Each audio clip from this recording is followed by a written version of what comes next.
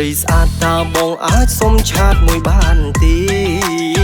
សួស្ដីស្រីស្អាតតើបងអាចសុំឆាតមួយបានទេបងអ្នកក្រចេះណាមីមេ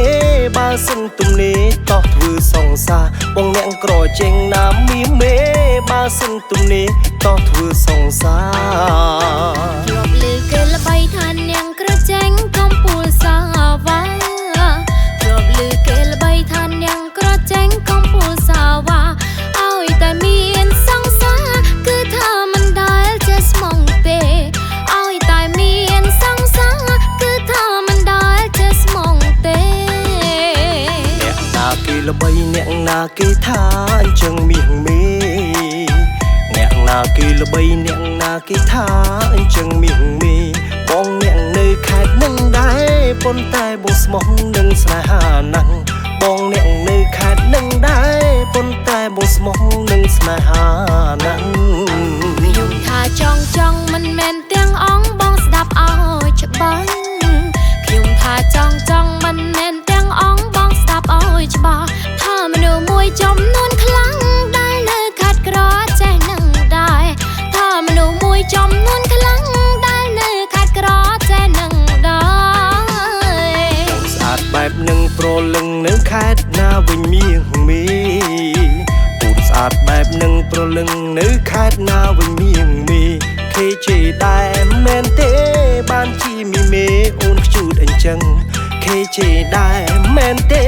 បានជីមីមេអូនខ្ជូតអញ្ចឹងខ្ញុំនៅខេត្តណាតើសាច់កាអីចាំឲ្យបងដឹងខ្ញុំនៅខេត្តណាតើសាច់កាអីចាំឲ្យបងដឹងសំខាន់មិនមែនខេត្តនឹងគេចេះសាវ៉ាដូចបងឡើយសំខាន់មិនមែនខេត្តនឹងគេចេះសាវ៉ាដូចបងឡើយបងស្មោះទីមិនមែនសាវ៉ានោះទីត្រានត្រើយ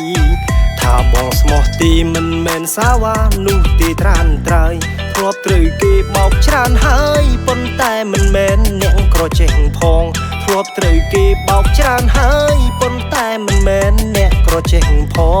ងខ្ញុំនិយាយលេងនឹងសូមកុំតន់ខឹងនឹងអូនប្រុងបងខ្ញុំនិយាយលេងនឹងសូមកុំតន់ខឹងនឹងអូនប្រុងបងសូមទងបងប្អូនអ្នកក្រចេញផងបាត់នេះអូនក្រនតែច្រៀងកំសាន្តសូមទងបងប្អូនអ្នកក្រចេញផ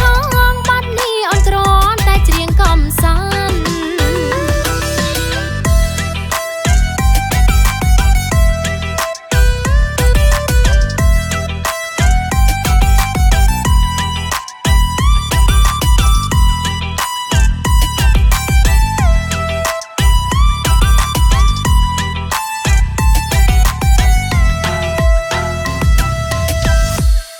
ខ្នងឈឺចង្កេះបញ្ហាក្រពះពុះពៀនរ៉ាំរ៉ៃគេងមិនសូវលក់កម្លាំងចុះខ្សោយឧស្សាហ៍ឈឺកុកខ្យល់ញឹកញាប់និងបញ្ហាសុខភាពជាច្រើនមុខទៀតសូមណែនាំបងប្អូនពិសាទឹកយិនសិនម៉ាក់អ៊ីផលិតផលសតពីប្រទេសកូរ៉េ